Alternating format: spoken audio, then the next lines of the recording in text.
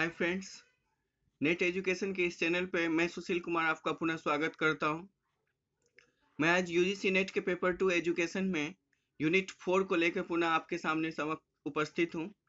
Unit 4 में विशेष रूप से हम अध्यापक शिक्षा के अर्थ, प्रकृति, अध्यापक शिक्षा कार्यक्रम, एनसीटी पाठ्यक्रम, लेखा, आरटीआर, शुल्डमैन, डैंग एवं ल्यूक हैबरमैन के दृष्टिकोण एवं सेवाकालीन अध्यापक शिक्षा की संकल्पना, आवश्यकता, उद्देश्य व व्यवसाय तथा व्यवसायीकरण की संकल्पना इत्यादि के बारे में हमने पढ़ा है। इससे संबंधित और भी वीडियो है जो हमारे प्लेलिस्ट में है। आप मेरे चैनल पे प्लेलिस्ट में जाकर और भी सारे सारे यूनिट 4 के ABCD से रिलेटेड जो भी वीडियो है वो हमने अपलोड किया है, वहाँ आप जाके देख सकते हैं। आज हम यूनिट 4 से रिलेटेड जो प्रीवियस ईयर का क्वेश्चन है उसे लेकर हम आए हैं। प्रीवियस ईयर में 2018 के जुलाई में पूछे हुए प्रश्न हमारे सामने हैं।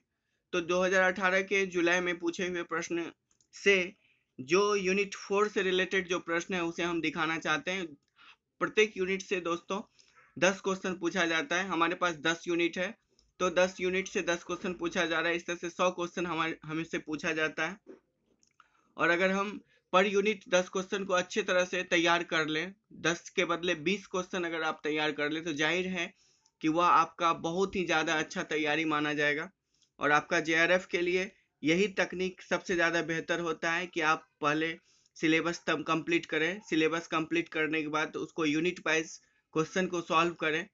और इस तरह से आप संपूर्ण रूप से अगर हमारे चैनल पे कंटिन्यू जुड़े रहिएगा तो लगातार आपको जो भी वीडियो दिया गया है, जो भी डिस्क्रिप्शन बॉक्स में जो भी PDF दिया गया है एवं जो भी लिंक दिया गया है उसे आप यूज़ कीजिए, देखिए। बार बार एक ही वीडियो को देखने से हर वीडियो आप टोटली देख सकते हैं। लगभग 108 वीडियो है। अगर टोटली हर एक वीडियो को लगभग आप UGC नेट के सारे वीडियो को अगर कम्प्लीटली आप देखते हैं तो कहीं ना कहीं 200 मार्क्स आने की पॉसिबिलिटी होती है। और ये 200 मार्क्स आपको JRF के अचीवमेंट के लिए बहुत ही यूज़फुल होगा। तो फ्रेंड्स, कंटिन्यू हमारे चैनल पे बने रहिए और हमारे इस यूनिट 4 से रिलेटेड जो भी क्वेश्चन हम दे रहे हैं इसे भी आप देखिए। और इससे रिलेटेड जो भी वीडियो और डिस्क्रिप्शन बॉक्स में दिया जा रहा है उसका लिंक दे दिया जाएगा और PDF भी रहेगा। साथ ही प्लेलिस्ट का भी कुछ लिंक रहेगा, आप उसे देखते रहिए। ये सारे वीडियो एक ही रूप में प्रीवियस ईयर के क्वेश्चन से रिलेटेड है एवं पूर्व के वीडियो के लिंक इसमें मिलेंगे। तो आइए फ्रेंड्स, चलते हैं हम यूनिट 4 के क्वेश्चन नंबर 1 की ओर, जो यहाँ पे क्वेश्चन नंबर 31 के में आपको दिख रहा होगा स्क्रीन पर। यह है कि निर्देशन के संदर्भ में निम्नलिखित कथनों का कौन सा समुच्चय नहीं है। जब हम निर्देशन देते हैं, डायरेक्शन की ओर जब हम रहते हैं निर्देशन के संदर्भ में, तो कौन सा स्टेटमेंट है जो समुच्चय से सही नहीं है। तो इसके लिए आंसर नंबर 3 को दिया गया है। आंसर नंबर 3 जो है, जिसके अंतर्गत निर्देशन स्व संयमन की ओर ले जाता है, यह खुद की संयमन की ओर ले जाता है निर्देशन। दूसरा है इसके अंतर्गत कि 4 नंबर को, कि निर्देशन व्यक्तिगत भिन्नता को प्रारंभिक बिंदु मानता है। जो व्यक्तिगत भिन्नता है उसको एक प्रारंभिक बिंदु के रूप में मानता है। और उसके बाद है 5, जो 3 को हम सब देख रहे हैं। 3 के आंसर नंबर कूट संख्या 3 के 2, 4 और 5 को देखना है। तो 2 को हमने देखा कि निर्देशन स्वयं संयमन की ओर ले जाता है। 4 है कि निर्देशन व्यक्तिगत भिन्नता को प्रारंभिक बिंदु मानता है। और 5 है कि निर्देशन सेवाएं कई समय व्यवधान सहित आयोजित की जा सकती है।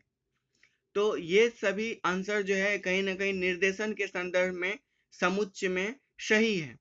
अन्य की जब हम बात करते हैं कि निर्देशन है कि व्यक्तिगत सहायता है, जरूरी नहीं कि निर्देशन सिर्फ एक व्यक्तिगत सहायता है। दूसरा है कि निर्देशन व्यक्ति की अपेक्षा समस्याओं पर बल देता है। तो व्यक्ति की अपेक्षा समस्याओं पर बल देता है, परंतु व्यक्ति का व्यक्तित्व भी इसके लिए जिम्मेदार होता है कि वो किस रूप में, वह पहले किस टाइप का व्यक्ति है और उसका निर्देशन किस रूप में होगा। तो व्यक्तित्व भी उसकी एक योजना होती है। और अगर नेक्स्ट पॉइंट चलते हैं हम कि निर्देशन सभी समस्याओं के लिए रामबाण है, तो जरूरी नहीं है कि निर्देशन सभी समस्याओं का रामबाण ही होगा। यह एक छोटा सा समाधान भी हो सकता है। तो कुछ बातें ऐसी होती है जो समस्याओं के लिए, आप समस्याओं के समाधान के लिए होती है, परंतु जरूरी नहीं कि सिर्फ वही होती है।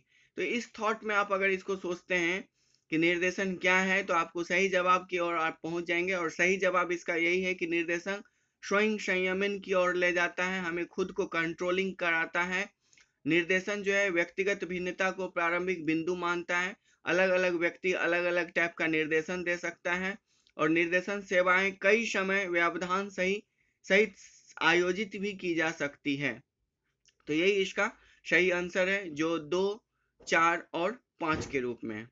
नेक्स्ट पॉइंट पे हम चलते हैं। नेक्स्ट क्वेश्चन है हमारे इस यूनिट से रिलेटेड, वो है कि किसी छात्र की कोई निर्णय लेने के उद्देश्य से, देख सकते हैं आप यहाँ पे क्वेश्चन पे, कि किसी छात्र को कोई निर्णय लेने के उद्देश्य से सहायता करने हेतु एक शिक्षक उसके द्वारा अनुभूत समस्याओं एवं चुनौतियों के बारे में गहराई से परिचर्चा करता है।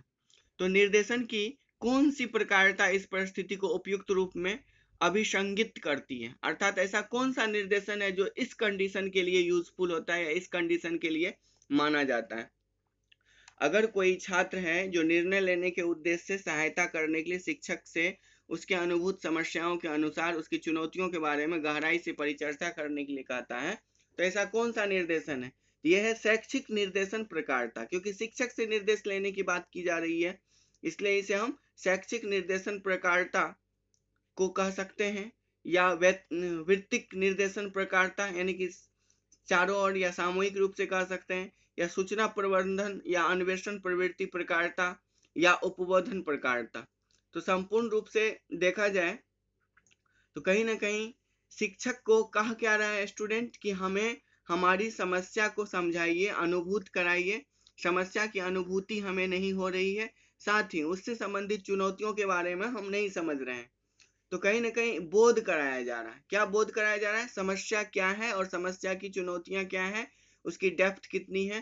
तो इसलिए इसका आंसर जो है वो उपबोधन प्रकारता माना गया है। ये जरूरी नहीं कि शिक्षक से आदमी शैक्षणिक प्रकार की ही निर्देशन की उपेक्षा करता है, तो इसलिए उपबोधन प्रकारता ऐसे माना गया, अर्थात उपबोधन के द्वारा हम किसी भी समस्या के, उसके समस्या की चुनौतियां और उसकी समस्या के गहराई के बारे में हम जान सकते हैं। नेक्स्ट क्वेश्चन की ओर चलते हैं हम। नेक्स्ट क्वेश्चन है हमारे पास क्वेश्चन नंबर 33 को आप देख सकते हैं कि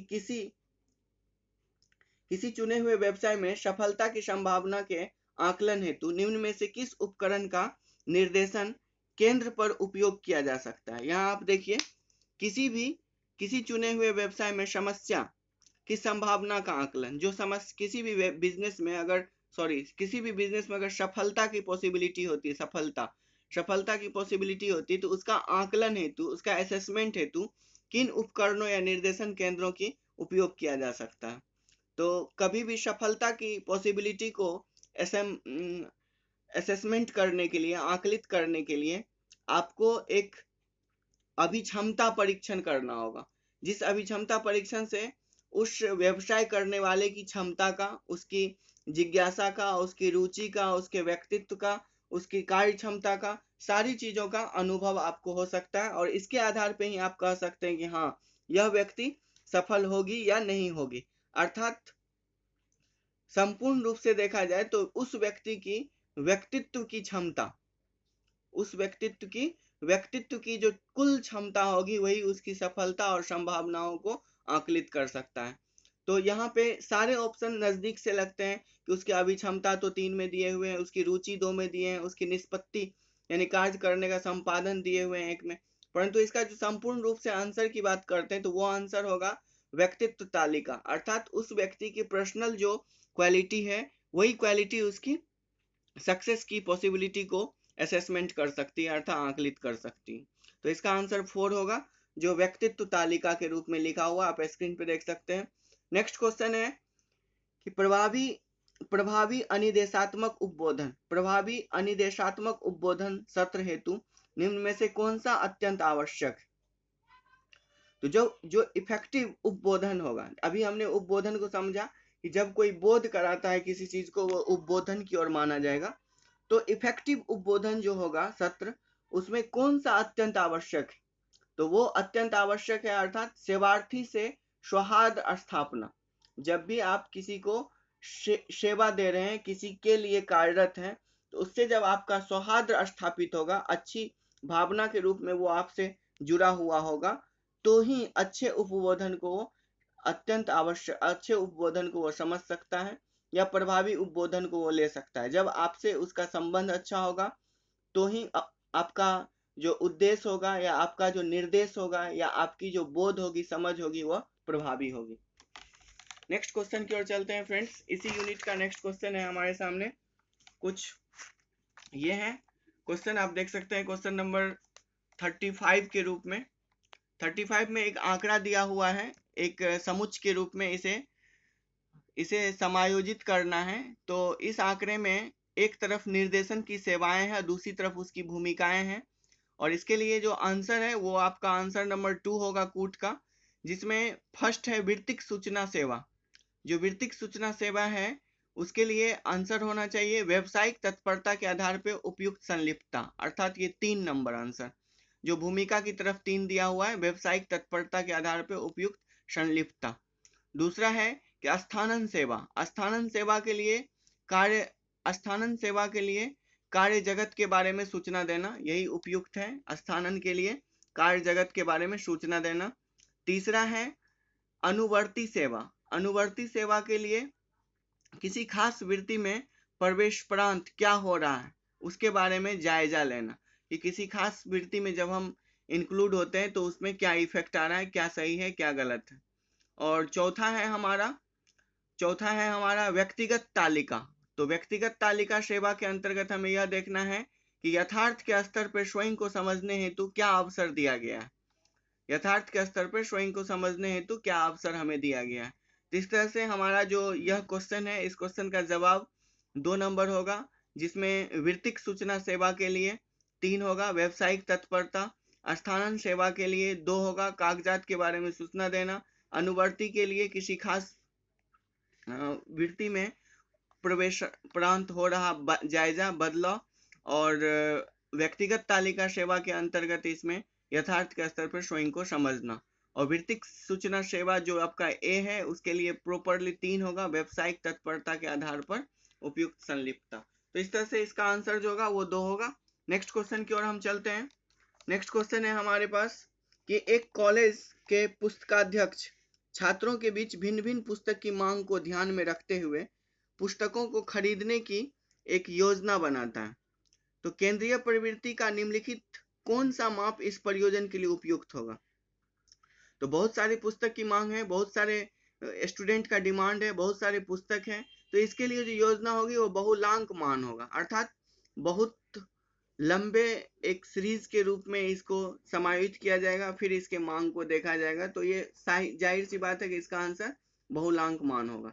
नेक्स्ट है हमारा प्रयोगशाला प्रयोग और क्षेत्र प्रयोग में मुख्य अंतर क्या होता है। तो प्रयोगशाला के प्रयोग में और क्षेत्र के प्रयोग में मुख्य अंतर की जब हम बात करेंगे तो वो होगा बाह्य चरों के नियंत्रण की मात्रा। प्रयोगशाला में जो इफेक्टिव लेबोरेटरी जो भी होगा उसमें जो कुछ प्रयोग किया जाएगा, और किसी क्षेत्र में जो जाकर प्रयोग किया जाएगा उसका मुख्य अंतर यही होगा कि बाह्य चरों के नियंत्रण कैसा है, बाह्य चर के कैसा नियंत्रण है इस प्रयोग में, बाह्य चर का क्या हस्तक्षेप है, क्या उपयोगिता है इत्यादि। तो आंसर इसलिए 2 होगा। और नेक्स्ट क्वेश्चन भी हमारे चौथे यूनिट से ही रिलेटेड है। आइए हम उस क्वेश्चन को देखते हैं।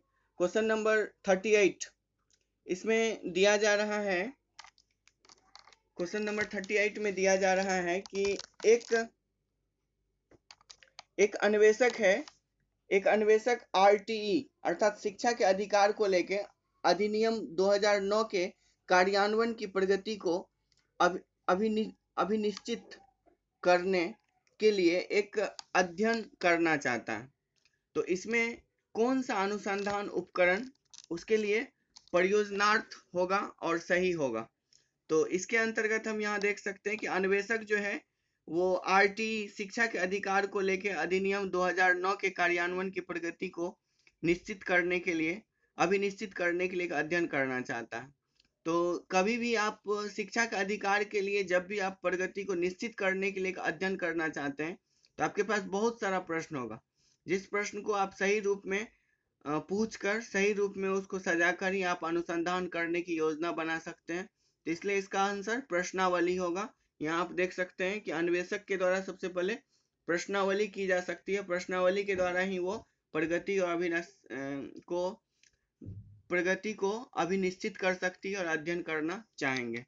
तो फ्रेंड्स, इस तरह से हम यूनिट 4 से रिलेटेड जो भी आपको प्रश्न था उसे हमने दिया है, और आप आशा करते हैं कि आपको इस यूनिट से जो भी प्रश्न है वो इस से समझ में आया होगा। और इससे रिलेटेड जो भी और भी कुछ वीडियो है उसे हम डिस्क्रिप्शन बॉक्स में लिंक के द्वारा दे रहे हैं, आप वहां इसे देख सकते हैं। Thank you for watching my video friends, thank you.